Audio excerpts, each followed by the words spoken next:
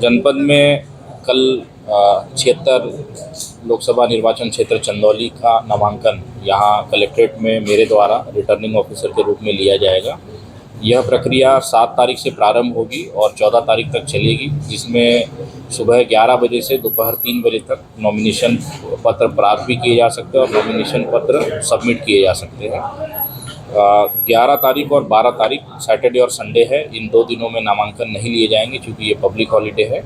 इसके बाद 15 तारीख को स्क्रूटिनी यानी कि समीक्षा की प्रक्रिया पूर्ण की जाएगी और 17 तारीख तक को शाम को 3 बजे तक नाम वापसी की तिथि निर्धारित है। उसके पश्चात 1 तारीख को हमारे यहाँ वोटिंग होगी और 4 तारीख को काउंटिंग होगी।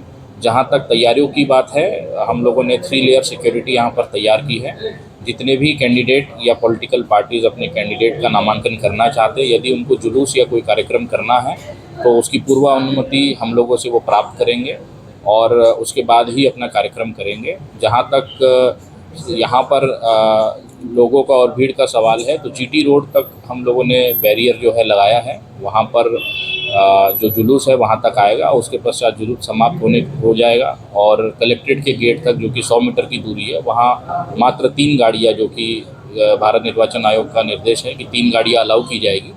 और उसके बाद कलेक्ट्रेट गेट से हमारे कक्ष तक जहाँ पर नामांकन लिया जाएगा, वहाँ पर 5 आदमी मान्यता प्राप्त पार्टियों के लिए और 11 आदमी अगर इंडिपेंडेंट कैंडिडेट है उस केस में अलाउ किए जाएंगे। नामांकन कक्ष के अंदर एक समय पे केवल 5 ही व्यक्ति अलाउ किए जाएंगे। तो इसमें किसी भी प्रकार की सिक्योरिटी पर्सनल अलाउ नहीं किए जाएंगे। मात्र कैंडिडेट, उनके प्रस्तावक, उनके साथ अन्य 3 कोई व्यक्ति जो वो लाना चाहे, ये लोग आ सकते हैं सर। इसी प्रकार से स्क्रूटिनी की जो व्यवस्था होती है उसमें मात्र 4 लोग अलाउड होते हैं कक्ष के अंदर, जिसमें कैंडिडेट खुद, उनके जो प्रस्तावक है वो, उनके जो एजेंट हैं इलेक्शन के वो, और चौथा कोई भी अन्य व्यक्ति हो सकता है जिसमें अधिवक्ता भी अलाउ किए जा सकते हैं। तो इस प्रकार से ये नामांकन और स्क्रूटिनी और नाम विड्रॉल की जो व्यवस्था ये रहेगी। जैसे ही 17 तारीख को 3 बज जाएंगे और नाम वापसी की प्रक्रिया पूरी हो जाएगी, उसके तत्काल बाद चुनाव चिन्ह या चुनाव प्रतीक आवंटन करने की कार्रवाई की जाएगी। सर, 5 विधानसभाएं हैं चंदौली लोकसभा में, कुल कितने मतदाता हैं? कुल मतदाता जो लोकसभा क्षेत्र चंदौली में है वो 18,31,447। ये जो फिगर है ये 23 जनवरी 2024 का है। उसके बाद सतत पुनरीक्षण का कार्यक्रम चल रहा है और नामांकन का अंतिम दिन यानी कि 14 तारीख तक नाम जोड़ने की व्यवस्था है।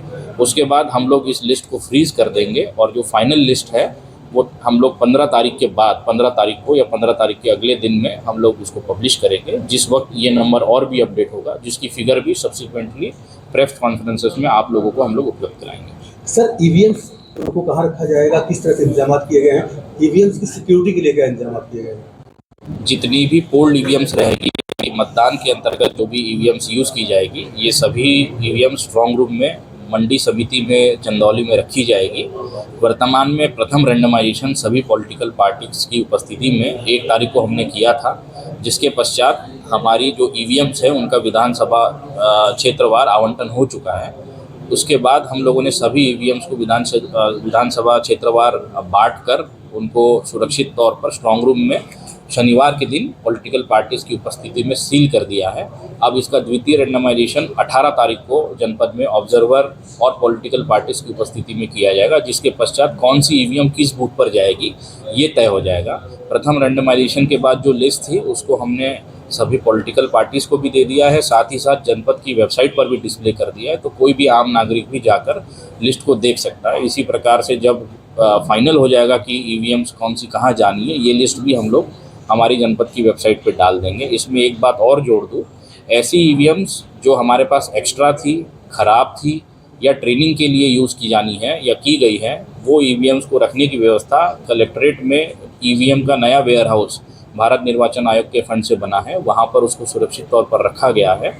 इसके साथ साथ चुनाव के दिन जो भी ईवीएम्स रिजर्व में रहेगी और यूज़ नहीं होगी, उन सभी ईवीएम्स को भी यहाँ पर ला के रखा जाएगा। सभी पॉलिटिकल पार्टीज़ को बता दिया गया है ऑलरेडी कि कौन सी ईवीएम किस श्रेणी की कहाँ पर रखी जाएगी। साथ ही साथ सभी स्ट्रॉन्ग रूम्स में हम लोगों ने सीसीटीवी की व्यवस्था, पुलिस और पीएसी की जो व्यवस्था आयोग के मानक अनुसार है उसको कर दिया गया है।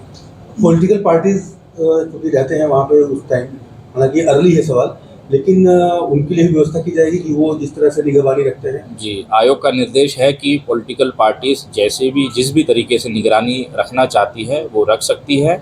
उनको वहाँ कैंप करने की व्यवस्था 24 घंटे के लिए अगर करना है तो उसकी भी अनुमति हम लोग दे सकते हैं। और साथ ही साथ जो भी निरीक्षण प्रतिदिन हमारे द्वारा किया जाएगा, एक बार मत पड़ जाए उसमें भी वो लोग शामिल हो सकते हैं और अपना जो भी संशय है या अपने जो भी उनको और भी कोई व्यवस्था चाहिए तो वो भी हम लोग करा सकते हैं।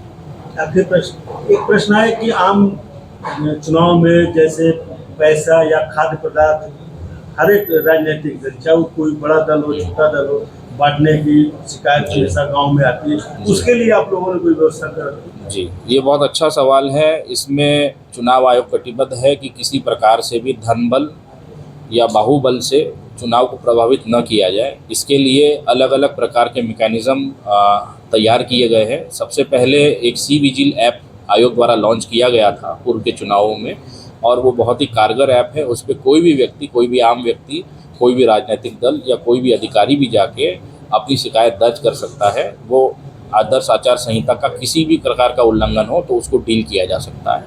इसके साथ साथ हमारी हेल्पलाइन नंबर भी प्रसारित है। उन हेल्पलाइन नंबर्स पर भी कोई भी फ़ोन कर सकता है, शिकायत कर सकता है। इसके अलावा हम लोगों ने जनपद में स्टैटिक सर्विलांस टीम्स, जितने भी जनपद में आने वाले मार्ग हैं बाहर से और यहाँ से बाहर जाने वाले मार्ग हैं, उन पर स्टैटिक सर्विलांस टीम भी लगाई है। और प्रत्येक विधानसभा में हम लोगों ने फ्लाइंग स्क्वाड्स भी लगाए हैं। तो किसी प्रकार की कोई शिकायत यदि प्राप्त होती है तो तत्काल इन टीम्स द्वारा वहाँ अप्रोच किया जाता है और जो उसकी जांच जो है की जाती है। चुनाव प्रचार को